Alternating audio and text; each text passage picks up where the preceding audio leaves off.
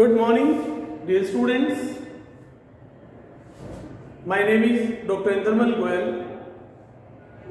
Today in this video, we will discuss about one of the prominent book which is to be maintained by all business and non-business organization, that is cash book, रोकड़ बही। लेखक की एक प्रमुख पुस्तक होती है रोकड़ बही, जिसे व्यावसायिक एवं गैर व्यावसायिक सभी संगठनों को, संस्थाओं को बनाना आवश्यक होता है। जैसा कि इसके नाम से पता चलता, रोकड़ बही एक ऐसी बही जिसमें एक व्यवसाय अथवा एक संस्था या संगठन में होने वाले समस्त रोकड़ व्यवहारों का लेखा तिथि अनुसार किया जाता है। रोकड़ बही प्रतिदिन क्लोज की जाती है, बैलेंस की जाती है। कैश बुक अनुसार जो कैश बैलेंस होता है at the end of the business hours, वो हम हमारे कैश बॉक्स में अवेलेबल कैश इन हैंड से टैली करते हैं। और अगर हमारा कैश इन हैंड जो हमारे कैश बॉक्स में अवेलेबल है तथा balance as per cash book, जो कैश बुक में जो बाई बैलेंस सीडी की अमाउंट आएगी, वो अगर हम कंपेयर करें और वो एक समान हो, इसका मतलब है आपने रोकड़ बही में सभी व्यवहारों का सही लेखा किया है। रोकड़ से संबंधित व्यवहारों को दो भागों में बांटा जा सकता है, एक रोकड़ प्राप्तियां, दूसरा रोकड़ भुगतान। रोकड़ प्राप्तियां एक व्यवसाय को मुख्य रूप से माल के विक्रय से नकद प्राप्त होता है। इसके अलावा जो हमने उधार माल बेचा था पिछले दिनों में, पिछले माह में, उसकी जब वसूली होती है तो रिसीव फ्रॉम डेटर्स, देनदारों से प्राप्त होने वाला रोकड़ भी हमारी आय का, रोकड़ प्राप्ति का एक मुख्य स्रोत होता है। इसके अलावा एक व्यवसायी को ब्याज के रूप में, किराए के रूप में, कमीशन के रूप में आय प्राप्त होती है। अगर उसने कुछ विनियोग कर रखा है तो लाभांश के रूप में भी आय प्राप्त हो सकती है। तो इस तरह से एक व्यवसाय में नगद प्राप्ति के, आय के अनेक स्रोत हो सकते हैं, लेकिन मुख्य रूप से नगद बिक्री और देनदारों से वसूली ही रोकड़ प्राप्ति के प्रमुख स्रोत हैं। इसके अलावा नगद भुगतान की अगर बात की जाए तो एक व्यवसाय में नियमित रूप से विभिन्न प्रकार के व्ययों का भुगतान किया जाता है। और एक व्यवसाय में होने वाले व्यय भी दो प्रकार के हो सकते हैं, आयगत व्यय और पूंजीगत व्यय। आयगत व्यय जो प्रतिदिन किए जाते हैं, जो जिस वर्ष जिस दिन किए जाते हैं उसका लाभ उसी वर्ष में उसी दिन हमें मिल जाता है, तो वो आवर्ती प्रकृति के, आयगत प्रकृति के व्यय कहलाते हैं। इसके अलावा एक व्यवसाय में जो अनेक संपत्तियों के प्रयोग की आवश्यकता होती है, उन संपत्तियों का क्रय किया जाता है, अतः उन संपत्तियों के विक्रेताओं को भी प्रतिफल का भुगतान किया जाता है। और उसके पश्चात उन संपत्तियों को व्यवसाय के स्थान तक लाने, उन्हें प्रतिस्थापित करने, उन्हें संचालित करने के लिए भी अनेक प्रकार के व्यय होते हैं। तो स्थायी संपत्तियों के संदर्भ में किए जाने वाले व्ययों को पूंजीगत व्यय कहते हैं। लेकिन चूंकि रोकड़ बही में सभी प्रकार की प्राप्तियां और भुगतान लिखे जाते हैं, यानी कि आयगत प्रकृति की आय भी आती है और पूंजीगत प्रकृति की आय भी आती है, और व्ययों में भी आयगत और पूंजीगत प्रकृति दोनों ही प्रकार के व्ययों का लेखा किया जाता है। तो रोकड़ बही जैसा कि नाम से ही प्रतीत होता है, इसमें वही व्यवहार लिखे जाएंगे जो वास्तव में, जिनका रोकड़ में भुगतान किया गया हो, या वास्तव में जो रोकड़ हमें कार्य संचालन के दौरान, दैनिक कार्य संचालन के दौरान नियमित रूप से हमें प्राप्त हुई है। तो आज हम बात कर रहे हैं रोकड़ बही की, कैश बुक की। तो हमारा आज का शीर्षक है कैश बुक। हिंदी में बोलेंगे रोकड़ बही। अब रोकड़ बही कितने प्रकार की हो सकती है। रोकड़ बही एक व्यवसाय में अगर छोटा व्यवसाय है तो वहां एक साधारण रोकड़ बही बनाई जा सकती है, साधारण रोकड़ बही, जिसे अंग्रेजी में हम सिंपल कैश बुक कहेंगे। ऐसी बही जिसमें कि कैश से संबंधित जमा पक्ष और नाम पक्ष में एक एक कॉलम ही होता है, तो वो सिंपल कैश बुक कहलाती है। रोकड़ बही, साधारण रोकड़ बही, सिंपल कैश बुक। एक होता है 2 खानों वाली रोकड़ बही। 2 खाने मतलब कॉलम, खाने का मतलब यहाँ ईटिंग से नहीं है। 2 खानों वाली रोकड़ बही, 2 खानों वाली रोकड़ बही, इसे बोलते हैं 2 column cash book, TW, 2 column, COLUMN, 2 column cash book. एक हो सकता है तीसरा 3 खानों वाली रोकड़ बही, 3 खानों वाली रोकड़ बही।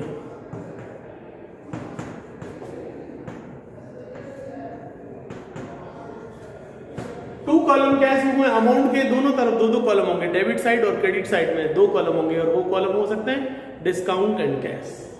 और 3 खानों वाली रोकड़ बही ऐसी रोकड़ बही है जिसमें जमा पक्ष और नाम पक्ष दोनों तरफ अमाउंट के, राशि के 3-3 खाने होते हैं। तो इसे हम 3 खानों वाली रोकड़ बही कहेंगे, 3 कॉलम कैश बुक। और चौथा होता है लघु रोकड़ बही, लघु रोकड़ बही, इंग्लिश में इसे बोलते हैं पेटी cash book.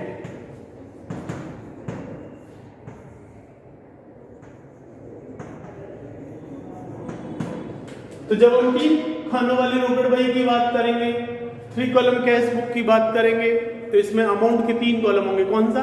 Discount, cash and bank. लेकिन कभी कभी आपको बोलते हैं कि आप बैंक कॉलम कैश बुक बनाइए जिसमें ना कैश और बैंक से संबंधित व्यवहार ही दिए हुए हैं, डिस्काउंट कॉलम के लिए अलग से कॉलम बनाने का नहीं बोला है। तो हम खाता बही में डिस्काउंट का अलग कॉलम बना सकते हैं, discount allowed column, discount received column. तो ये हम अगर खाता बही में अलग खोल दें तो फिर हमारी कैश बुक की कॉम्प्लिकेसी खत्म हो जाएगी, और जो 2 कॉलम कैश बुक होगी उसमें अमाउंट के हम 2 कॉलम बनाएंगे जिसमें कैश और बैंक। तो मेनली 2 कॉलम कैश बुक या बैंक कॉलम कैश बुक बनाई जाती है जिसमें अमाउंट के 2 ही कॉलम होते हैं, कैश एंड बैंक। ठीक है। और चौथी कैश बुक है वो लघु रोकड़ बही, पेटी कैश बुक। पेटी कैश बुक ऐसी रोकड़ बही जिसमें एक व्यवसाय में होने वाले बहुत ही छोटे छोटे मूल्य के व्यवहारों का लेखा किया जाता है। एक बड़े व्यवसाय में जहां अधिकांश व्यवहार 1.5-2 लाख रुपए, 5 लाख रुपए का, 7 लाख रुपए का है, 50-60 हजार रुपए का है, लेकिन बीच में कुछ ऐसे व्यवहार आ जाते हैं जैसे रिफ्रेशमेंट के लिए 240 रुपए दिया, टैक्सी भाड़ा 30 रुपए दिया, है ना, इरेजर, रबड़, पेंसिल, स्टेशनरी मंगाई 160 रुपए, कार्टेज का पे किया 90 रुपीज। तो ऐसे छोटे छोटे व्यय भी व्यवसाय में होते हैं।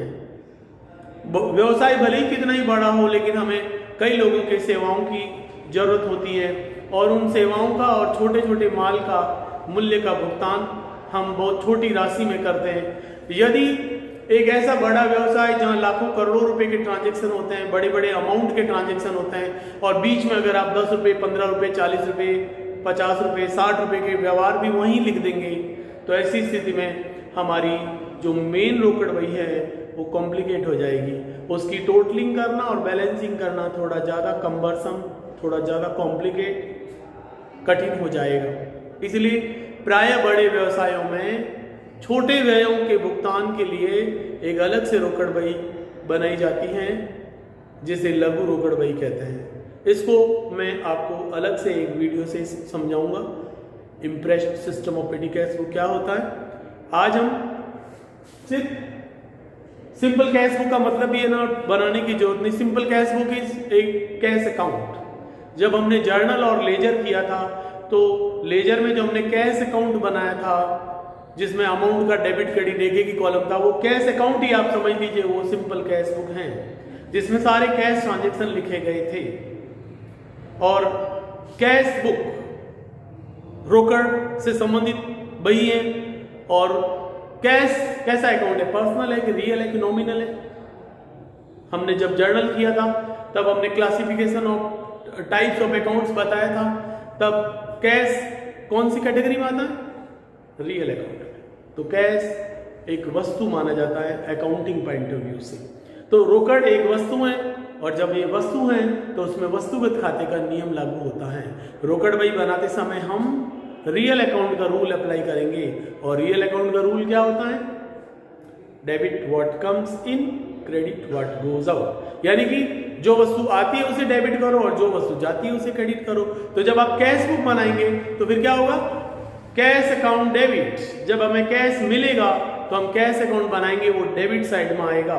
Debit side, left hand side, receipt side हम कह सकते हैं। और राइट हैंड साइड या क्रेडिट साइड जो होगी वो हमारा पेमेंट साइड होगी।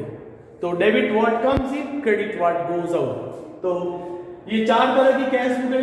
अभी मैं आपको एक एग्जांपल के माध्यम से कैश बुक और बैंक कॉलम वाली कैश बुक कैसे बनाई जाती है ये बताऊंगा। लेकिन उससे पहले हमें कॉन्ट्रा एंट्रीज क्या होती है ये समझ लेना जरूरी है। तो हमारा इसी बैंक कॉलम कैश बुक बनाने के लिए हमारा एक हेडिंग है contra entries. Contra entries Hindi में बोलते हैं इसे प्रतिरूप प्रविष्टियां या विपरीत प्रविष्टियां। प्रतिरूप प्रविष्टियां तो क्या होती है contra entries, all those transactions in which cash account and bank account are mutually debited and credited by the same amount and at the same time, then such transactions are recorded on both debit and credit side of the 2-column cash book, that is cash and bank column वाली cash book, then it is known as contra entries। वैसे ही journal और laser बनाने का ही हमारा rule है। तो journal बनाने के बाद जब हम लेजर बनाते हैं तो लेजर का जो रूल है वही हमारे कैश बुक बनाने में अप्लाई होगा। तो कॉन्ट्रा एंट्रीज कौन सी व्यवहार की होती है, इसके 3 एग्जाम्पल है। नंबर 1 कॉन्ट्रा एंट्रीज, पहला तो मीनिंग, प्रतिरूप प्रविष्टियां, ऐसी प्रविष्टियां जिसमें रोकड़ और बैंक खाता आपस में एक ही राशि से एक दूसरे को डेबिट और क्रेडिट करते हैं, वो हमारी कॉन्ट्रा एंट्रीज कहलाती हैं। और इसमें हमारा पहला एग्जाम्पल है cash deposited in bank. Bank में रोकड़ रुपए जमा कराए, cash deposited in bank, right. तो एंट्री क्या बनेगी, कैश डिपॉजिटेड इन बैंक की एंट्री होगी bank account debit to cash. तो बैंक के अकाउंट के डेबिट में टू कैश आ जाएगा और कैश अकाउंट में बाई बैंक आ जाएगा, जो हमारा लेजर बनाने का रूल है। दूसरा है हमारा cash drawn from bank, cash drawn from bank या cash withdraw from bank, cash drawn from bank, right. तो इसका एंट्री बनेगी cash account debit to bank, तो कैश ड्रॉन फ्रॉम बैंक का cash account debit to bank. और तीसरा, अगर हमें कोई चेक मिलता है और वो चेक हम ऑन डेट ऑफ रिसिप्ट उसको कैश रिसीव्ड मान के लेखा करें, तब हमारी एंट्री होगी। चेक मिलने पर भी हम लिख सकते हैं cash account debit to sales या cash account debit to customer या डेटा। तो जिस दिन चेक मिलता है अगर हम उसको कैश मानकर लेखा कर लेते हैं, तो जिस दिन चेक बाद में बैंक में भेजा जाएगा उस दिन हम bank account debit to cash करेंगे। तो इसलिए हमारा कॉन्ट्रा एंट्री का 3rd ट्रांजेक्शन हो सकता है cheque received earlier and send to the bank for collection later on. यानी कि कोई चेक हमें 2 दिन 3 दिन पहले मिला था और उसको हमने बाद में बैंक में जमा कराया, तो जिस दिन चेक मिलता है उस दिन हम उसको कैश अकाउंट डेबिट यानी कि कैश रिसीव्ड मानकर लेखा कर लेते हैं, और जब बाद में वो चेक बैंक में भेजा जाता है तब उसको ये माना जाएगा जैसे आपने कैश बैंक में जमा कराया हो। और कैश बैंक में जमा कराने की एंट्री क्या होती है, bank account debit to cash. इसलिए अगर कोई चेक जो 2-3 दिन पहले मिला था और बाद में उसको आप बैंक में जमा कराते हैं, तो जिस दिन जमा कराओगे उस दिन एंट्री होगी bank account debit to cash. तो फिर ये कॉन्ट्रा एंट्री हो जाएगी। हाँ, अगर वो चेक मिलता है, अगर आप उसको उसी दिन बैंक में जमा करा देते हैं तो कॉन्ट्रा एंट्री नहीं होगी। जैसे आपने माल भेजा 50,000 रुपये का, चेक मिला and it was send to the bank for collection on the same day, तब हमारी एंट्री हो जाएगी bank account debit to sales, right. तो फिर कॉन्ट्रा एंट्री नहीं होगी, बैंक अकाउंट डेबिट में टू सेल्स आ गया और सेल्स अकाउंट में बाई बैंक आ जाएगा। तो कॉन्ट्रा एंट्री कब होगी? कोई चेक हमें पहले प्राप्त हुआ था, आज के अलावा पहले 2 दिन, 4 दिन, 5 दिन, महीना भर पहले, 2 महीना पहले, क्योंकि चेक का लाइफ कितना है? 3 month from the date of cheque. It can be encash within 3 month from the date of issue of the cheque. जो डेट चेक पर मेंशन है उसके 3 महीने तक हम उसको कभी भी बैंक में जमा करा के एनकैश करा सकते हैं, लेकिन 3 महीने बाद वो आउटडेटेड चेक हो जाएगा, एक्सपायर्ड चेक हो जाएगा और स्टेल चेक हो जाएगा, उसका फिर पेमेंट नहीं ले सकते। तो इसलिए अगर एक बिजनेस में कोई चेक मिलता है तो it can be kept in business premises for few days और 1-2 month and later on it can be deposited. तो जब कोई चेक हमें मिलता है और बाद में उसको जमा कराया जाएगा ना, तब उसकी हम कॉन्ट्रा एंट्री करेंगे, ठीक है। तो ये 3 तरह की कॉन्ट्रा एंट्री होती है, इसको विपरीत प्रविष्टियां कहते हैं। और कॉन्ट्रा एंट्री को कैश बुक में लिखते समय वाउचर नंबर के कॉलम में ना रेड पेन से अपन सी लिख देंगे, कॉन्ट्रा, सी फॉर कॉन्ट्रा, ताकि ये पता रहे कि ये ट्रांजेक्शन रिवर्स साइड में सेम अमाउंट से सेम डेट को लिखा गया है। तो ये इन्हें विपरीत प्रविष्टियां या प्रतिरूप प्रविष्टियां कहते हैं, ठीक है। तो ये कॉन्ट्रा एंट्री हो गई हमारी 3, और फिर हम एक एग्जाम्पल लिखकर फिर उसको सॉल्व करेंगे। कुछ ऐसे ट्रांजेक्शन जो हमारे कैश बुक में, ट्रू कॉलम कैश बुक में या बैंक कॉलम कैश बुक में लिखे जाएंगे, वो हम अभी कर रहे हैं। तो इसका आप एग्जाम्पल लिखेंगे, preparation of bank column cash book, 2 column cash book, जिसमें हम अमाउंट के 2 कॉलम बनाएंगे, कैश एंड बैंक, राइट। तो आप अपना पेन और रजिस्टर उठाइए और एक ट्रांजेक्शन लिखिए। कैश बुक को सॉल्व करने के लिए कुछ एग्जाम्पल मैं यहाँ लिख के बता रहा हूँ। जैसे हमारा पहला ट्रांजेक्शन, क्वेश्चन क्या होगा? Prepare bank column cash book from the following transactions, ठीक है। उसमें पहला ट्रांजेक्शन है हमारा जनवरी 1, 2020। क्या लिखेंगे? पहला transaction, started business with cash rupees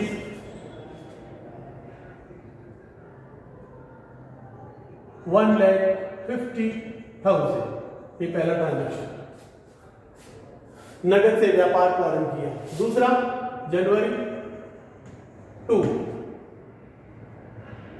जनवरी 2 को हमारा नेक्स्ट ट्रांजेक्शन है, डिपॉजिटेड इन बैंक रुपीज 30,000, 30,000 के बैंक में जमा कराए for opening a new account, ठीक है। तो बैंक में आपने जमा कराए तो बैंक अकाउंट में खाता खोला। फिर तीसरा ट्रांजेक्शन हमारे जनवरी 5 को, goods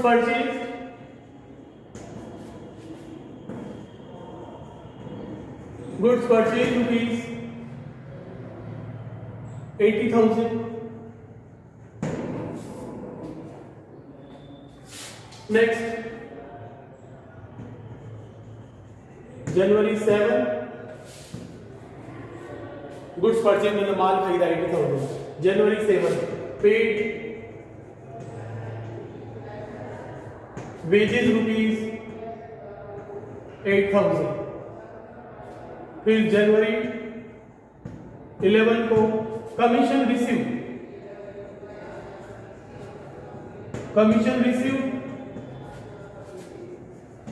rupees 42,000।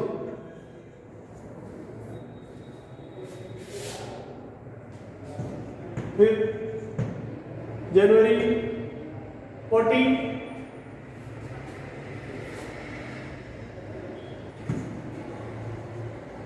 Goods purchase from Ravi rupees 12,000। फिर नेक्स्ट जनवरी 19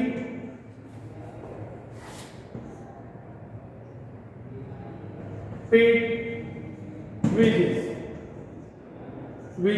के बाद लिख दो पेड फॉर स्टेशनरी, कर दो पेड फॉर स्टेशनरी ₹3000। फिर जनवरी 24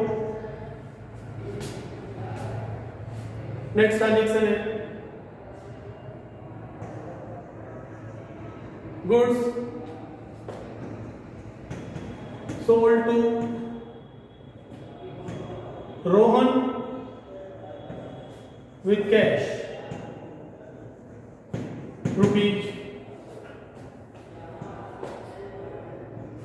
₹80,000। फिर January 26 deposited in bank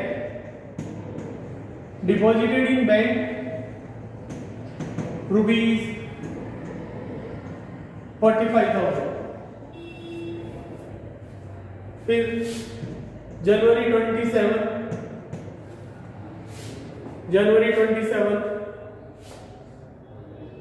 paid electricity bill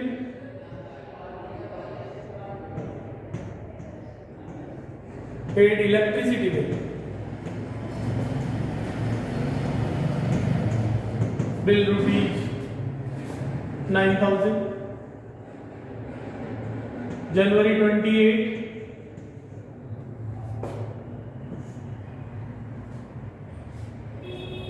due from bank for office, due from bank से निकाले, ड्यू फ्रॉम बैंक ₹25,000। तो ये हमारे कुछ ट्रांजेक्शन है जो हमें कैश बुक में लिखना है। तो हम बनाएंगे 2 कॉलम कैश बुक। तो 2 कॉलम कैश बुक का फॉर्मेट आप इस तरह से बनाएंगे TW 2 column COLUM 2 column cash book. और ये 2 कॉलम कैश बुक जो है इसमें हम बैंक कॉलम कैश बुक बनाएंगे। 2 कॉलम कैश बुक जिस बिजनेस की आप बना रहे हैं उसका नाम लिख देंगे और ये लेजर का फॉर्मेट आपको बनाना है। So it will be like this. और लेजर का फॉर्मेट जब बनाएंगे तो सबसे पहले डेट, पर्टिकुलर्स, फिर voucher number, LF and amount के आप 2 कॉलम बनाएंगे कैश एंड बैंक। फिर इधर अगेन क्रेडिट साइड में ये डिवाइडर हो गए, left hand side debit side, receipt side बोलेंगे। फिर वापस date, particulars, voucher number, LF and amount के 2 column cash and bank, right. तो ये 2 कॉलम कैश बुक आपको हेडिंग रेड पेन से लिखना है। फिर date, particulars, voucher number, LF, amount, rupees लिखना है। और फिर पहला कॉलम कैश का बना दिया, दूसरा मैंने बैंक का बना दिया। फिर राइट हैंड साइड उसके वापस आप लिखो date, particulars, voucher number, LF, amount, rupees में है अमाउंट, डेबिट एंड क्रेडिट। अब हमें सिंपल लेजर कैसे बनाया जाता है उस हिसाब से आपको ये कैश बुक बनानी है। और ट्रांजैक्शन कैश बुक में लिखने के लिए आपको कैश का लेजर कैसे बनाते हैं वो आना चाहिए। तो जो हम जर्नल और लेजर का जब वीडियो बनाया था, वो जो चैप्टर कंसीडर किया था, डिस्कस किया था, उस समय मैंने आपको अच्छी बताया था। तो अगर आपको कैश बुक बनाना सीखना है तो जो व्यक्ति कैश बुक बनाना सीखना चाहता है तो उसको जर्नल और लेजर बनाना आना चाहिए। और जर्नल और लेजर बनाना सीखने के लिए आपको मेरे जो 2 वीडियो है, what is journal and how to prepare journal entries, वो, और दूसरा what is ledger and how to prepare ledger, ये 4 वीडियो आप पहले देखें। उसके बाद में अगर आप कैश बुक बनाएंगे तभी आप उस ट्रांजेक्शन को है ना कैश बुक में कैसे लिखा जाता है, क्योंकि कैश बुक बनाने का हमारा बेसिक जर्नल वाला ही है। अगर आपको जर्नल एंट्री बनानी नहीं आती किसी ट्रांजेक्शन की तो फिर कैश बुक नहीं बना सकते, क्योंकि कैश बुक एक लेजर ही है, बट एक प्रोमिनेंट बुक है, इसलिए हम अलग से बना देते हैं। तो फिर जब लेजर बनाते हैं ना उसमें कैश अकाउंट, बैंक के अलावा अदर अकाउंट्स खोले जाते हैं। कैश और बैंक का एक समराइज्ड अकाउंट ही हमारा जो कैश बुक कहलाता है, ठीक है। तो कैश बुक बनाने के लिए हमारा 2 पार्ट है, left hand side and right hand side. तो लेफ्ट हैंड साइड है ना, it is debit side, it is receipt side, and right hand side is payment side, is the credit side. Cash is a real account, so rule of real account is applicable. और हर transaction की आपको journal entry बनानी है और उसका posting सीधे cash account में क्या होगी, बैंक अकाउंट में क्या होगी, ये करना है, राइट। तो हमारा पहला ट्रांजेक्शन देखिए, स्टार्टेड बिजनेस विद कैश ₹1,50,000। तो इसकी जर्नल एंट्री क्या होती है, cash account debit to capital account. अब ये कैसे हुई, ये मैंने आपको पहले मेरे वीडियो में बताया हुआ है, how to prepare journal entries, right. तो cash account debit to capital, तो ये रहा कैश अकाउंट का डेबिट साइड, इसमें मैं लिखूंगा to capital account and amount is ₹1,50,000, ये मैं कैश कॉलम में लिखूंगा और डेट है हमारी 2020 जनवरी 1। ये इस तरह से हमारे कैश बुक में लिखा जाएगा, कैश अकाउंट में 2 में, यानी कि आप ये ध्यान रखो जो भी रुपए हमें प्राप्त हुए हैं वो सब डेबिट साइड में आएंगे, रिसिप्ट साइड है, डेबिट साइड है, लेफ्ट हैंड साइड है। और जो भी हम पेमेंट करेंगे, जो हमारे एक्सपेंसेस होंगे, वो क्रेडिट वार्ड गोज आउट के रूल के अकॉर्डिंग सब पेमेंट साइड में, क्रेडिट साइड में आएंगे, राइट हैंड साइड में आएंगे, और इधर डेबिट वार्ड कम्स इन है, क्योंकि कैश अकाउंट हमारा एक रियल अकाउंट है और रियल के रूल पे बन रहा है, राइट। अब दूसरा ट्रांजेक्शन है कैश डिपॉजिटेड इन बैंक 30,000 जनवरी 2। तो बैंक में रुपए जमा कराए तो हमारी एंट्री बनेगी bank account debit to cash, और bank account debit to cash है तो ये कॉन्ट्रा एंट्री होगी, तो मैं बैंक अकाउंट में लिखूंगा टू कैश। तो जनवरी 2 ये आपने खाता खोला है बैंक में, bank account debit to cash, कितना रुपए जमा कराया 30,000। तो देखिए बैंक अकाउंट में तो टू कैश आ गया और कैश में आएगा बाई बैंक। तो जब हम लेजर बनाते हैं तो यही हमारा रूल है, Mohan account debit to sales, तो मोहन अकाउंट के डेबिट साइड में टू सेल्स आएगा, सेल्स अकाउंट में क्रेडिट साइड में बाई मोहन आएगा। तो यहाँ ये हमारा बैंक में रुपए जमा कराने पर जनवरी 2 को एंट्री है क्या, bank account debit to cash. तो बैंक अकाउंट डेबिट पे टू कैश अकाउंट आया और कैश अकाउंट में बाई बैंक आया, और कैश में देखो ये पेमेंट साइड में रुपए 30,000 हमारे कम हो जाएंगे, वो मैं इधर क्रेडिट साइड में लिखूंगा 30,000 रुपीज। अब देखो ये कॉन्ट्रा एंट्री है, क्योंकि हमारे इस कैश बुक में कैश और बैंक में दो कॉलम है, जो डेबिट साइड में भी कैश है, क्रेडिट साइड में भी कैश है, बैंक अकाउंट भी डेबिट साइड में भी है और क्रेडिट साइड में भी है। तो जो entry bank account debit to cash और cash account debit to bank होगी, उसकी पोस्टिंग कैश इस कैश बुक में दोनों तरफ होगी, इसलिए वो विपरीत प्रविष्टि कहलाएगी, प्रतिरूप प्रविष्टि कहलाएगी, इंग्लिश में बोलते हैं कॉन्ट्रा एंट्रीज, राइट। तो हमारा इसलिए मैं क्या करूंगा, जब कॉन्ट्रा एंट्री, तो मैंने बोला आउटसाइड ऑफ द कॉलम में रेड पेन से सी लगा दो, ये सी का निशान लगा दिया मैंने, दोनों तरफ लग जाएगा, इससे पता लग जाता है कि कॉन्ट्रा एंट्री है और ये ट्रांजेक्शन हमारे इस कैश बुक में दोनों तरफ लिखा हुआ है। This is the method to record contra entry, right. फिर है देखो थर्ड ट्रांजेक्शन जनवरी 5 को गुड्स परचेज 80,000, तो आपने माल खरीदा, एंट्री बनी purchase account debit to cash, तो मैं यहाँ जनवरी 5 को लिखूंगा बाई परचेज, माल खरीदा है तो रुपए हमें चुकाने पड़ेंगे, तो बाई परचेज अकाउंट रुपीज 80,000, तो ये इधर 80,000 आ जाएगा बाई परचेज, पेमेंट हुआ इसलिए बाई परचेज। फिर नेक्स्ट ट्रांजेक्शन है पेड वेजेज, जनवरी 7 को आपने पेमेंट किया वेजेज का पेमेंट की जर्नल एंट्री होती है wages account debit to cash, तो कैश अकाउंट में क्या आएगा बाई वेजेज, तो I will write here by wages account and wages is rupees 8,000, तो ये 8,000 रुपीज लिखा जाएगा। उसके बाद में जनवरी 11 को कमीशन रिसीव्ड हुआ, तो कमीशन हमारी इनकम हुई, एंट्री बनी cash account debit to commission, commission हमारी इनकम है, इनकम एंड गेन को हम क्रेडिट करते हैं, और कैश हमें मिला तो debit what comes and credit income and gain, तो it is a transaction of January 11। Commission received rupees 42,000, तो ये आता है ना कैश कॉलम में लिखेंगे 42,000। उसके बाद नेक्स्ट ट्रांजेक्शन हमारा goods purchase from Ravi rupees 12,000। Goods purchase from Ravi, जब किसी पार्टी का नाम दिया हुआ है, कैश वर्ड नहीं दिया हुआ है, इसका मतलब वो उधार का ट्रांजेक्शन है, नॉन कैश ट्रांजेक्शन है, और उधार के व्यवहारों का लेखा इधर नहीं होता है।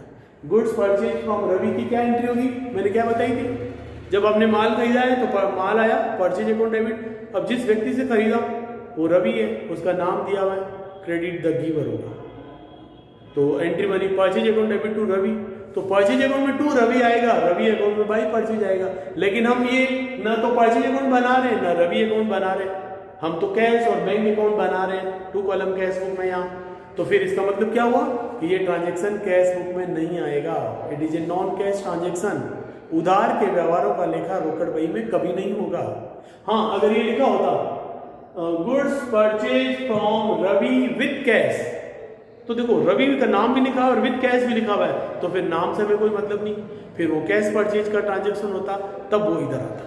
जब केवल लिखा है गुड्स परचेज फ्रॉम रवि तो वो इधर नहीं आएगा, तो इसको टेंशन नहीं लेने का। जनवरी 14 ये नहीं आएगा। फिर नेक्स्ट जनवरी 19 को पेड फॉर स्टेशनरी, तो हमारी एंट्री क्या बनेगी, stationery account debit to cash. तो मैं यहाँ लिखूंगा by stationery, STATIONERY, by stationery ₹3000, it is on January 19। फिर नेक्स्ट ट्रांजेक्शन है good sold to Ram with cash. अब देखो यहाँ आ गया good sold to Ram with cash, good sold to Rohan और विद कैश, रोहन का नाम भी आया, कैश की वर्ड आया, तो फिर ये कैश ट्रांजेक्शन है, तो हम इसको रोकड़ बही में लिखेंगे टू सेल्स। अब रोहन का नाम हम इधर नहीं लिखेंगे, good sold to Rohan with cash, तो 80,000 रुपी ये इधर आ जाएगा। कैश सेल्स हो गया, हम लिखेंगे cash account debit to sales, Rohan से हमें कोई मतलब नहीं। फिर आपने 45,000 रुपी बैंक में जमा कराए, तो जो हमने एंट्री पहले करी थी bank account debit to cash वैसी एंट्री हो जाएगी, bank account debit to cash आएगा बैंक अकाउंट में, और कॉन्ट्रैक्ट सी कॉलम लग जाएगा, और डिपॉजिट कराए हमने ₹45,000, तो बैंक अकाउंट में आ जाएगा 45,000। और ये ट्रांजेक्शन है ना 26 का, इधर भी लिखा जाएगा एंट्री हमारी bank account debit to cash, तो कैश में आएगा बाय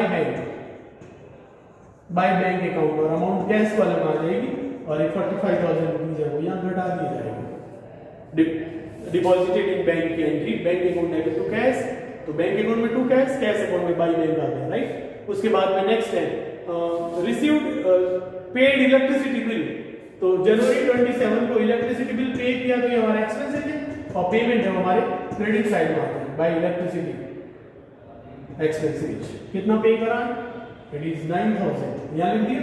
और उसके बाद में ड्रू फ्रॉम बैंक, आपने बैंक से रुपए निकाले, बैंक से रुपए निकालने की एंट्री होगी cash account debit to bank, तो यहाँ कैश अकाउंट आएगा टू बैंक, और ये भी कॉन्ट्रा एंट्री हो जाएगी। आपने कितने रुपए निकाला, 25,000 रुपए, तो बैंक से जो रुपए निकाले ना वो आपके बिजनेस यूज के लिए ऑफिस में आ गए, तो cash account debit to bank आ गया, और बैंक में हम इधर लिखेंगे बाय कैश अकाउंट लिख के वाउचर नंबर के कॉलम में सी लगाएंगे, और रुपए बैंक से घट जाएगा 25,000।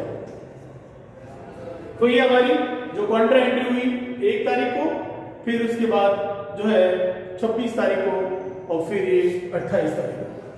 तो जो 26 का ट्रांजेक्शन है इसमें भी कॉन्ट्रा लगेगा, और ये 28 का भी कॉन्ट्रा लगेगा। और उसके बाद में आप लास्ट में जब सारे ट्रांजेक्शन लिख देते हैं तो क्या करना है, लास्ट में जो जनवरी का मंथ है तो जनवरी की लास्ट डेट लगाओगे, और यहाँ लिखोगे बाय बैलेंस CD, और डिफरेंस की अमाउंट आप लिख दीजिए। जैसे हमारे कैश का डेबिट टोटल हुई कितनी, 000257549 और 101991 1,97,000 है, उसमें से आप ये घटा देंगे 8 3 11, इसमें आप डेबिट साइड की टोटल कैश की 1,97,000 एंड क्रेडिट टोटल इज 1,75,000, तो 1,97,000 में से 175 माइनस किया तो हमारा बैलेंस आ गया 22,000, वो हमने वहां लिख दिया। अब आप इसको यहाँ से मिटा दीजिए, पेंसिल से कर दिया हमने काम, हो गया। और इसी तरह आप देखिए डेबिट साइड में बैंक कॉलम का debit side total is now 75,000, उसमें से आप 25,000 घटाओगे तो फिर ये कितना होगा, it will B 50,000 by balance CD 50,000, total हो जाएगा 75,000। ये बैलेंसिंग ऑफ कैश बुक कहलाता है, यानी कि after recording of all cash transaction you have to calculate the total of both debit and credit side and then you have to find out the difference in debit and credit side। तो cash book का balance तो हमेशा debit ही होगा, यानी कि total debit side की ज्यादा ही होगी, और कैश कॉलम का पेमेंट हमेशा कम होगा। क्यों कम होगा, क्योंकि no one can pay more than what he और सी पजेस, जितना हमारे पास रोकड़ है उससे ज्यादा हम कभी खर्च नहीं कर सकते, उसके बराबर कर सकते हैं। यानी कि कैश का बैंक बैलेंस कैश का बैलेंस नील हो सकता है, नेगेटिव कभी नहीं होगा, लेकिन बैंक कॉलम में ऐसा हो सकता है कि हमारा रिसिप्ट या डेबिट साइड टोटल कम है और पेमेंट साइड ज्यादा है। उसका क्या कारण हो सकता है, उसका कारण यही हो सकता है कि बैंक हमें ओवरड्राफ्ट फैसिलिटी देता है, और इस कारण से अगर कभी कभी हमारे अकाउंट में रुपए नहीं है, उससे ज्यादा भी बैंक हमारा पेमेंट कर देता है। तो if we draw more money than what we have in our bank account, then it is called as bank overdraft, or it may be a part of cash credit allowed by the bank to the businessman on current account of the businessman। तो इसलिए bank का balance कभी कभी credit हो सकता है, उसे हम बैंक ओवरड्राफ्ट बोलेंगे और वो हमारा लाइबिलिटी का पार्ट हो जाएगा। इसलिए बैंक का क्रेडिट बैलेंस बैंक ओवरड्राफ्ट कहलाता है, उसे हम बैलेंस शीट में लाइबिलिटी साइड में दिखाएंगे। लेकिन अगर उसका नेचुरल बैलेंस है तो वो जनरली डेबिट ही होगा, और कैश का कभी भी क्रेडिट बैलेंस नहीं होगा, मतलब क्रेडिट साइड यानी कि पेमेंट साइड ज्यादा कभी नहीं होगी। कैश का बैलेंस हमेशा डेबिट ही होगा, या नील बैलेंस हो सकता है कैश का, लेकिन क्रेडिट कभी नहीं होगा। तो this is a matter of balancing of ledger account. तो जिस तरह से हमने लेजर का बैलेंस किया था, ठीक ऐसे ही हमें कैश बुक का भी बैलेंस करना होता है। तो जो ये बाय बैलेंस सीडी आया था हमारा कैश बुक में, वो अगले महीने की पहली तारीख को, जैसे हमने जनवरी मंथ का बनाया तो अगला हमारी date, first date of the next month is February 1। तो on February 1 again you will write to balance BD. Cash के कॉलम में आप कैश की अमाउंट लिखोगे, इट विल बी ₹22,000। जो बाय बैलेंस सीडी की अमाउंट है ना, वो टू बैलेंस बीडी हो जाएगी नेक्स्ट डे। हमारा जो भी next first day of the next month कह दो, या कैश बुक तो रोजाना बैलेंस की जा सकती है। तो अगर 5 जनवरी को अगर बाय बैलेंस सीडी है तो 6 जनवरी को वही टू बैलेंस बीडी हो जाएगा। फिर 6 जनवरी के जितना भी कैश रिसीव्ड और पेमेंट के ट्रांजेक्शन है वो सारे लिखे जाएंगे। फिर 6 जनवरी का उसका बाय बैलेंस सीडी होगा, और फिर 7 को वापस वही टू बैलेंस बीडी हो जाएगा। यानी कि हमारा प्रीवियस डे का जो क्लोजिंग बैलेंस है वो नेक्स्ट डे में ओपनिंग बैलेंस बन जाता है, और ओपनिंग बैलेंस को हम टू बैलेंस बीडी लिखेंगे, डेबिट बैलेंस को। और बैंक की कंडीशन में हमारा बैलेंस क्रेडिट भी हो सकता है, तो हम बाय बैलेंस बीडी लिखेंगे ओपनिंग बैलेंस को। तो इस तरह से हम यहाँ जो कैश और बैंक का जो बाय बैलेंस सीडी की अमाउंट थी वो मैंने यहाँ लिख दी वापस टू बैलेंस बीडी। जैसा कि लेजर में भी हमने बैलेंसिंग ऑफ लेजर अकाउंट बताया था, वैसे ही कैश बुक में भी हमें टोटलिंग एंड बैलेंसिंग करनी है, और उसका बैलेंस को अगले दिन फॉरवर्ड करना है, आगे कैरी करना है। तो ये जब जर्नल हम बनाते हैं तो एक पेज से दूसरे पेज में टोटल ले जाने को हम balance BF and CF, brought forward and carry forward word use करते हैं। लेकिन जब कैश बुक बनाते हैं तो उसमें जो बैलेंस है एक महीने से अगले महीने में जाता है, तो एक दिन से दूसरे दिन में भी जाता है, तो हम CD और BD यूज करते हैं। तो बंद करने के लिए हम टू बैलेंस CD लिखेंगे, और वापस रीओपन करने बंद करने के लिए हम बाय बैलेंस CD लिखा है तो वो टू बैलेंस BD हो जाएगा। ओवरड्राफ्ट की दशा में बैंक कॉलम में अगर आपने टू बैलेंस CD लिखा है तो नेक्स्ट डे को वो बाय बैलेंस BD हो जाएगा।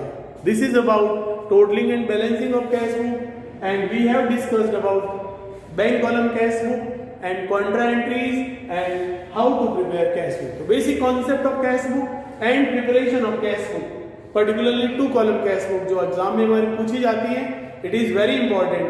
तो अगर आपको बैंक कॉलम कैश बुक बनानी है तो आपको सारे बैंकिंग ट्रांजेक्शन का रिकॉर्ड कैसे किया जाता है ये भी आना चाहिए। तो इसके लिए मैंने आपको एक मेरा प्रीवियस वीडियो अलग से और बनाया है मैंने, ट्रांजेक्शन रिलेटेड टू बैंक, या role of the bank in business world and all banking transaction with bank and business। So what are various transactions of bank and business, how they are recorded in the book of the business, and how we can identify, how we can record them as it is in practice when we are appointed as an accountant in any business organization। तो आप cash book को समझने के लिए journal, laser और bank से related transaction आपको वो सारे करने आने चाहिए, तो आप आसानी से जो है बैंक कॉलम कैश बुक बना सकते हैं। तो आप अपनी बुक को भी पढ़ें, ये जो मैंने समझाया वीडियो को अच्छी तरह से देखें, और जो मैंने बोला था पहले कि जो मैं लिख रहा हूं वैसे ही आप क्वेश्चन भी लिखें और फिर उसका सॉल्यूशन करें, तो then it will be very easy to understand. तो watch this video, share this video, like the video and subscribe the video। Certainly you will be benefited, your friends and colleagues will also be benefited. तो आप रोकड़ बही बनाना सीख गए हैं। मैं आपको एक और एग्जाम्पल, एक और वीडियो रोकड़ बही, एक्सक्लूसिवली रोकड़ बही बनाने का, जिसमें और बहुत सारे हमारे बैंकिंग ट्रांजेक्शन है, उसको लिखकर आपको समझाकर फिर एक और वीडियो आपको भेजने का ट्राई करूंगा। तो आप इस वीडियो को देखें अभी और समझें और जरूर लाइक करें, शेयर करें। Thank you very much.